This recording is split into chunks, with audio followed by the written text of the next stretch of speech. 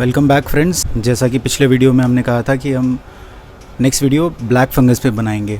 Black fungus मतलब कि Mucor नाम का एक फंगस है जिसके इन्फेक्शन को म्यूकोर माइकोसिस बोलते हैं और कॉमन टर्म्स में उसको ब्लैक फंगस बोल रहे हैं।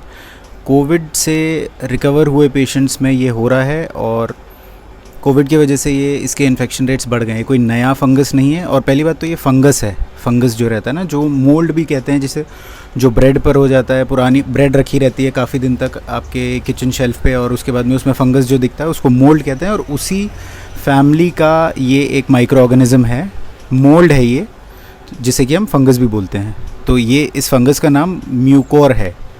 डिजीज़ का नाम टेक्निकल टर्म में म्यूकोर माइकोसिस है। कोई नया माइक्रो ऑर्गेनिज्म आ गया है ऐसा कुछ नहीं है, ये पहले भी था, बट अभी ये कोविड की वजह से, कोविड से जूझ रहे पेशेंट्स में ये या उससे रिकवर हुए पेशेंट्स में ये ज़्यादा पाया जा रहा है। अगर आप डायबिटिक हैं और आपको कोविड हो गया है, आप ट्रीटमेंट ले रहे हैं और आपके ट्रीटमेंट के लिए डॉक्टर्स आपको स्टेरॉइड्स दे रहे हैं, तो आपके चांसेस बहुत ज़्यादा हाई हो जाते हैं कि आपको ये डिज़ीज़ हो जाए।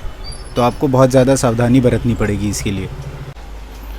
ये ब्रेड पे पलने वाले फंगस या मोल्ड के जैसे ही है, मॉइस्चर और शुगर पे पलता है। तो अगर आपके डाइट में बहुत ज़्यादा शुगर है और आपको ये इन्फेक्शन थोड़ा सा भी हुआ है या आपके थ्रोट में या नेज़ल कैविटी में कहीं पे भी अगर ये है, तो ये जल्दी से बढ़ जाएगा अगर आपने अपने डाइट में शुगर को ज़्यादा मात्रा में रखा तो इसीलिए शुगर की मात्रा आपकी डाइट में कम करनी है आपको। बहुत ही रेयर इन्फेक्शन है, बहुत जल्दी फैलता नहीं है, लेकिन डेंजरस इन्फेक्शन है। अगर हो गया आपको तो आपकी आँखों के कैविटी में फैल सकता है, ब्रीदिंग पैसेज में, श्वास नली में फैल सकता है, आपके लंग्स में जा सकता है, आपके दिमाग में भी जा सकता है और आपके मुंह में, तो मुंह जो है वो आपका बहुत ही एक प्राइम प्रॉपर्टी है, आप समझ लीजिए उसके लिए, जहाँ पे वो बहुत अच्छे से रह सकता है, क्योंकि मॉइस्चर भी है मुंह में और आप खाना खाते हैं तो उसमें थोड़ी मात्रा में शुगर होता है, तो इसलिए वहाँ पे इन्फेक्ट करने के बहुत हाई चांसेस है। बहुत डेंजरस है, इसमें सावधानी रखने की बहुत ज़्यादा ज़रूरत है। अच्छा, कोविड की ट्रीटमेंट्स के लिए डॉक्टर्स जो पेशेंट्स हैं उनका ऑक्सीजन लेवल, ब्लड में जो ऑक्सीजन लेवल है वो 90 के ऊपर है, फिर भी स्टेरॉइड्स दे रहे हैं कि जल्दी रिकवर हो जाए, बट ज़रूरत नहीं है ऐसा। अगर 90 के ऊपर है ऑक्सीजन लेवल तो फिर नहीं देना चाहिए स्टेरॉइड्स, बिकॉज स्टेरॉइड्स देने की वजह से आपका इम्यून सिस्टम जो है वो कमज़ोर हो जाता है और मोस्ट प्रोबेबली आपका इम्यून सिस्टम आपकी बॉडी को ही अटैक कर रहा होता है उस टाइम पे।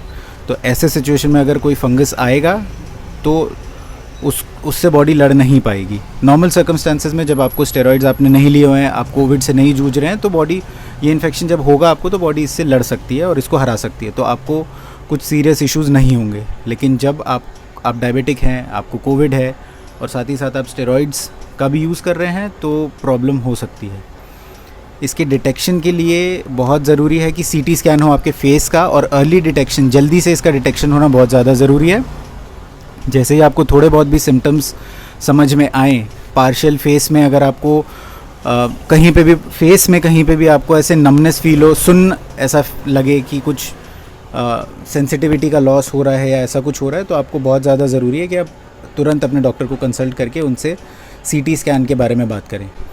अगर आपको आँखों के आसपास में स्वेलिंग हो रही है, सिर में दर्द हो रहा है या फेस में कहीं पे पेन हो रहा है, लाल स्पॉट्स पड़ रहे हैं चेहरे पे, या चबाने और निगलने में थोड़ा सा तकलीफ़ हो रही है, तो आप, और देखने में आपको थोड़ी सी तकलीफ़ हो रही है, धुंधला दिख रहा है, तो आपको तुरंत डॉक्टर को कंसल्ट करना चाहिए। बहुत हाई चांसेस है कि आपको ब्लैक फंगस हुआ है, क्योंकि ये दिमाग तक फैल सकता है, आँखों तक फैल सकता है, तो आपको पार्शियल फेशियल पैरालिसिस हो सकता है, आधे फेस में आपको पैरालिसिस हो जाएगा और आप अंधे हो सकते हैं, या आपको दिमाग की भी कुछ इश्यूज़ हो सकते हैं। यहाँ तक कि अगर ये आपके लंग्स में पहुँच गया और इसका इन्फेक्शन बढ़ गया तो आप मर भी सकते हैं। एक मेडिसिन है जिसका नाम है एम्फोटेरिसिन, ये यूज़ किया जा रहा है इसके क्योर के लिए। अभी ये सब तो बता दिया मैंने कि ये कितना ख़तरनाक है, बट ये होने पर डरने की ज़रूरत नहीं है। आप अगर प्रिकॉशन सही तरीके से लेते हैं, दवाइयाँ सही तरीके से लेते हैं और डिटेक्शन अर्ली हो जाता है, तो आप इससे बच सकते हैं। मैं आपको ये सजेस्ट करूँगा कि सबसे पहले इसको प्रिवेंट करिए। क्योर तो सेकेंडरी है, अगर आप इसका इलाज करना दूसरी बात है, बट अगर इलाज करने की जगह पे अगर हम फोकस करेंगे कि हम इसको अपने बॉडी में आने ही ना दें तो ज़्यादा अच्छा रहेगा। इन्फेक्शन के चांसेस कम करने के लिए आप क्या कर सकते हैं, वैक्सीनेशन ले लीजिए, घर पे रहिए, मास्क पहनिए।